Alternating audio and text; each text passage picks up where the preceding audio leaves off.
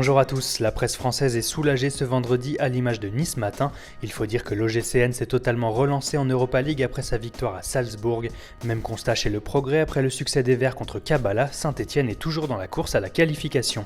En Angleterre, Paul Pogba fait la une de tous les tabloïds après son joli doublé pour Manchester United face à Fenerbahçe, mais la presse évoque les conséquences de la déroute de City à Barcelone. Sergio Agüero et Vincent Kompany voient leur avenir largement remis en cause. Le premier était sur le banc, l'autre même pas sur la feuille de match. Selon le Mirror, le Sun ou encore le Daily Star, ils pourraient être les prochaines victimes de la grande révolution Guardiola chez les Sky Blues.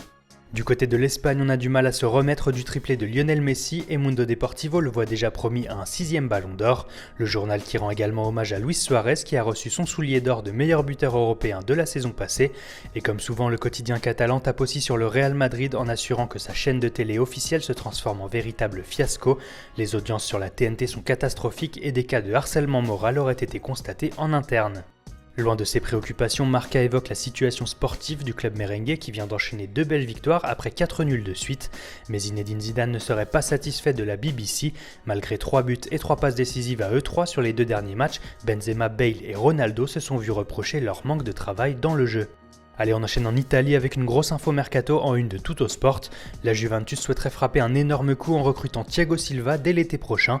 Il faut dire que l'occasion est belle puisque le Brésilien n'a toujours pas prolongé et serait libre de s'engager gratuitement. Ces derniers jours, son agent a mis la pression au Paris Saint-Germain en assurant qu'un départ était envisageable, même si le joueur souhaite rester à Paris.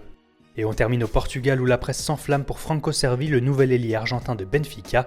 Auteur de 4 buts en 11 rencontres depuis son arrivée au club, l'ancien de Rosario Central s'est parfaitement adapté et Abola souligne qu'il réalise de meilleurs débuts à Lisbonne que ses illustres aînés, Nico Gaitán et surtout Andrel Di Maria.